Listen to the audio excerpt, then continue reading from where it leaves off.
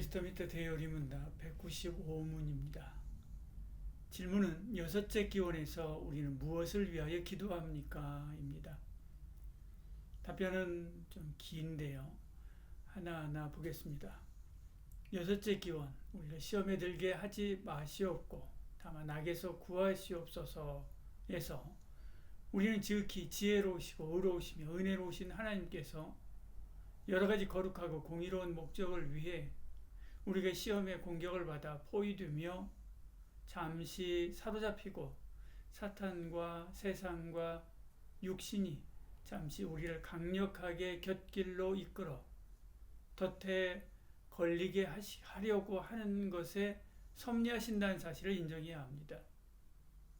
동시에 우리는 죄사함을 받은 후에도 우리의 부패함과 연약함과 부주의함으로 시험을 받고 거기서 더 나아가 우리 자신을 시험에 내어줄 뿐 아니라 우리 스스로 시험을 저항하거나 거기서 헤어나오거나 시험을 성숙의 기회로 활용할 수 있는 능력도 자원하는 마음도 없어서 그런 권세 아래 내버려둠을 당해야 마땅하다는 것을 인정합니다.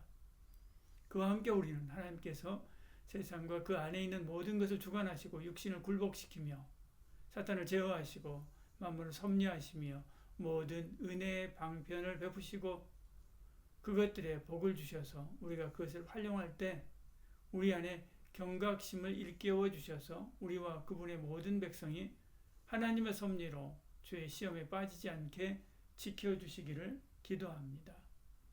만약 우리가 시험을 받게 된다면 우리를 그분의 영으로 강력히 붙드심으로 시험의 때에도 든든히 서게 하시고 혹 넘어지더라도 거기서 다시 일어나 회복되게 하셔서 그 시험 받음이 도리어 성화의 방편으로 활용할 수 있게 하시기를 기도하고 우리의 성화와 구원이 온전하게 되며 사탄이 우리 발 아래 짓밟히게 되고 우리가 영원히 죄와 시험과 모두 악에서 완전하게 자유하게 되기를 기도합니다.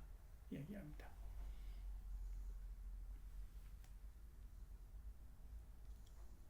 이는 우리를 유혹과 악에서 구해달라라고 하는 기도입니다. 우리가 마귀의 유혹에 빠지지 않고 죄에 물들지 않도록 지켜달라는 기도지요. 우리가 마귀에게 유혹당하기 쉬운 환경에 있다는 것과 우리 마음이 약해서 죄에 물들기 쉽다는 것을 전제로 하고 있습니다. 내용이 많지만 4개의 덩어리로 나눌 수 있습니다.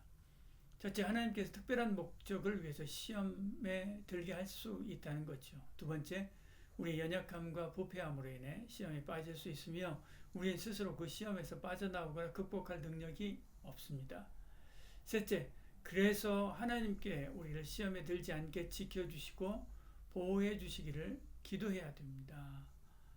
넷째, 만일 시험을 받게 된다 할지라도 성령으로 강하게 붙들어서 회복되며 이를 통해 더 거룩해지기를 기도해야 합니다. 그렇게 이야기합니다. 답변 구체적으로 이렇게 첫머리부터 보면 이렇습니다. 여섯째 기원, 우리를 시험에 들지 하지 마시옵고 다만 악에서 구하옵소서에서 우리는 지극히 지혜롭고 의로우시며 은혜로우신 하나님께서 여러 가지 거룩하고 공의로운 목적을 위해 우리가 시험의 공격을 받아 포위되며 잠시 사로잡히고 사탄과 세상과 육신에 잠시 우리를 강력하게 곁길로 이끌어 덫에 걸리게 하려고 하는 것에 섭리하신다는 사실을 인정해야 합니다. 이렇게 시작합니다. 하나님께 특별한 목적을 위해서 우리를 시험에 들게 하실 수 있다는 말입니다. 그렇다고 하나님은 우리가 죄짓게 하는 분은 아니죠. 죄와 상관없는 분입니다. 그렇다고 죄가 하나님의 통제 밖에 있다고 생각해서는 안 됩니다. 하나님의 손이 안 미친 곳이 없지요. 전능하신 하나님이기 때문에 그렇습니다. 오히려 하나님은 거룩하고 공의로운 특별한 목적을 위해서 죄를 잠시 허용하시기도 하지요.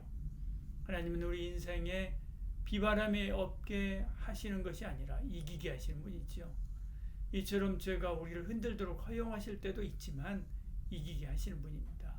죄로 인해 넘어지게 하려고 하시는 것이 아니라 하나님의 뜻을 이루려고 하는 섭리임을 믿어야 됩니다. 그러면 어떤 어려움이 와도 이길 수 있죠.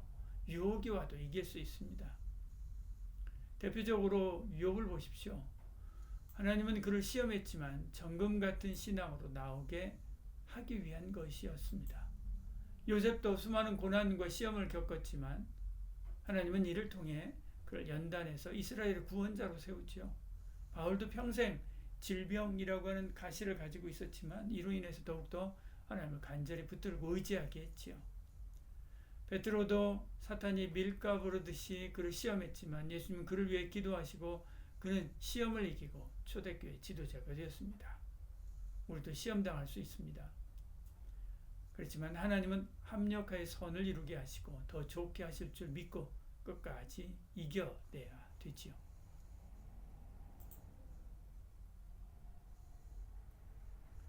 답변 이어서요. 동시에 우리는 죄사함을 받은 후에도 우리의 부패함과 연약함과 부지함으로 시험을 받고 거기서 더 나아가 우리 자신을 시험에 내어줄 뿐 아니라 우리 스스로 시험을 저항하거나 거기서 헤어나오거나 시험을 성숙의 기회로 활용할 수 있는 능력도 자원하는 마음도 없어서 그런 권세 아래 내버려 둠을 당해야 마땅하다는 것을 인정해야 합니다. 이야기합니다. 우리의 연약함으로 시험에 빠질 수 있지만 우리는 거기서 빠져나올 힘과 능력이 없습니다. 우리의 연약함을 5가지를 들어서 이야기하는데 부패함 때문에 당하는 시험이지요. 악하고 깨어있지 않아서 당하는 시험입니다. 셋째는 스스로 자신을 시험에 내어주기도 하죠. 넷째는 시험에 저항하고 대적할 힘이 없습니다. 다섯째는 내버려 둠을 당하는 것이지요. 다윗을 보십시오. 그가 하나님을 얼마나 사랑했습니까?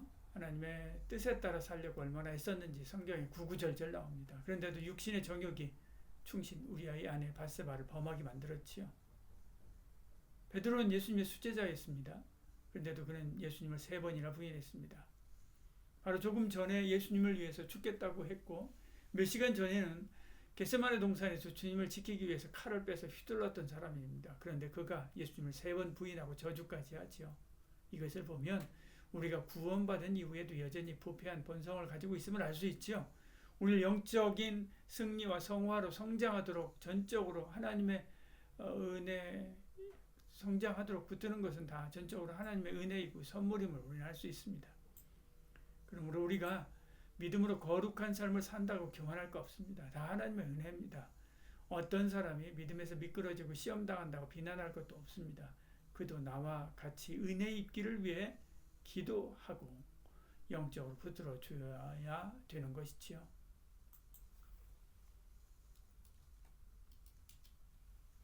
답변 이어서요.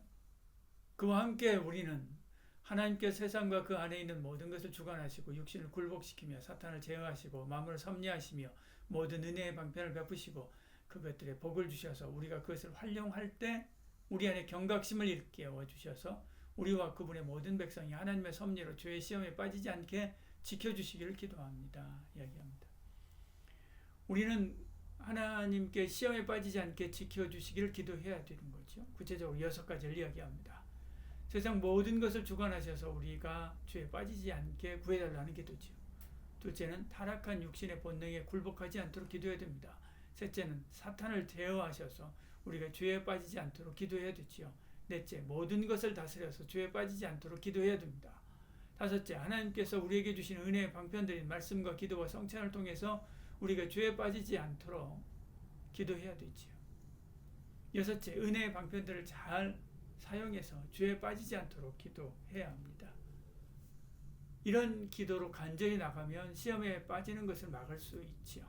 요셉을 보십시오. 사탄이 보디발의 아내를 충동해서 요셉을 유혹했습니다. 그러나 하나님은 은혜로 그를 붙들어서 이기게 하셨지요. 예수님께서도 광야에서 시험 받으실 때 하나님의 말씀으로 이기신 것을 봅니다. 하나님께서 우리에게 주신 은혜의 방편들인 말씀과 기도와 성찬을 귀히 여겨야 됩니다. 에베소 교회에 주신 말씀에도 하나님의 전신갑주를 입으라 말씀하시면서 은혜의 방편들을 적극 활용해서 죄와 싸우되 피 흘리기까지 싸울 것을 명령했습니다. 오늘 우리도 그래야 됩니다. 지금은 죄가 옛날보다 더 우리 가까이 와 있습니다. 마음만 먹으면 죄 지을 것들이 지천으로 깔려 있습니다. 손가락만 까딱하면 음란한 영상이 눈에 들어오고 술과 마약이 영화에만 나오는 일이 아니라 우리의 삶 깊이 들어와 있기 때문에 그렇지요. 이럴 때일수록 우리 영혼을 지켜달라고 더욱더 힘써 기도해야 됩니다. 답변의 마지막 부분에요. 만약 우리가 시험을 받게 된다면 우리를 그분의 영으로 강력히 붙드심으로 시험 때에도 든든히 서게 하시고 넘어지더라도 거기서 다시 일어나 회복되게 하셔서 시험 받음이 도리어 성화의 방편으로 활용할 수 있게 하시기를 기도하고 우리의 성화와 구원이 온전하게 되며 사탄이 우리 발 아래 짓밟히게 되고 우리가 영원히 죄와 시험과 모든 악에서 완전하게 자유하게 되기를 기도합니다. 이렇게 이야기합니다. 만일 시험을 받게 된다면 성령으로 붙으셔서 회복하게 하시고 오히려 거룩하게 되기를 기도해야 된다는 말이죠. 우리가 시험에 들지 않는 것이 하나님의 뜻이라면 누구도 시험에 빠지지 않을 것입니다. 그러나 하나님의 뜻은 시험에 들지 않는 것이 아니라 시험을 통해서 더욱더 강하고 성숙해지기 원하시죠. 그래서 만일 시험을 만나거든 이렇게 기도하라고 말합니다. 첫째, 성령님이 이길 힘을 달라고 기도해야 되는 거지요. 둘째, 혹 넘어져도 일어날 힘을 달라고 기도해야 됩니다. 셋째, 시험이 오히려 성화를 이루는 계기가 되게 해달라고 기도해야 됩니다. 넷째, 시간이 지나면서 점점 거룩하게 해달라고 기도해야 되죠. 다섯째, 우리를 미혹하게 하는 사탄을 이기게 해달라고 기도해야 됩니다. 여섯째, 죄로부터 구별된 삶을 살게 해달라고 기도해야 되는 거죠. 이렇게 기도하면 시험을 당했다고 해도 이겨낼 수 있죠. 주님은 겟세마네 동산에서 베드로를 위해서 기도할 때 내 믿음이 떨어지지 않기를 기도했으니까 돌이킨 후에 형제들을 굳건하게 세우라 라고 말씀하죠. 혹 넘어져도 일어날 힘을 받고 더 믿음이 굳건해져서 다른 형제를 세우는 사람이 되라 라고 하는 말이죠. 그리고 그 말씀대로 초대교회 지도자가 되어서 성도들을 세우는 일을 했습니다. 바울도 내가 다 이룬 것도 아니고 표대를 향하여 부르심의 상을 위하여 달려간다라고 했습니다. 수많은 시험을 만났지만 하나하나 이겨내면서 부르심의 상을 향하여 나아간 거지요. 그 결과 그는 초대교회 존경받는 사도가 되었습니다. 바울을 바울 되게 한 것은 역설적이게도 그가 받은 온갖 고난이 있지요. 그 고난을 이기도록 붙드신 하나님이 그를 통해서 영광 받으시는 것입니다. 우리도 살다 보면 많은 시험이 있습니다. 시험이 없을 때도 기도하고 시험을 당해도 기도해서 이기고 주님께 영광 나타내는 저와 여러분 되기를 소원합니다. 기도하겠습니다. 주님, 봄바람처럼 예측할 수 없는 시험의 바람이 사방에서 불어옵니다. 늘 기도를 깨어 주님 의지함으로 시험이 오지 않게 하시고 혹 시험이 온다고 해도 이기고 승리하여 주님께 영광이 되는 삶을 살게 하여 주시옵소서. 예수님의 이름으로 기도드리옵나이다.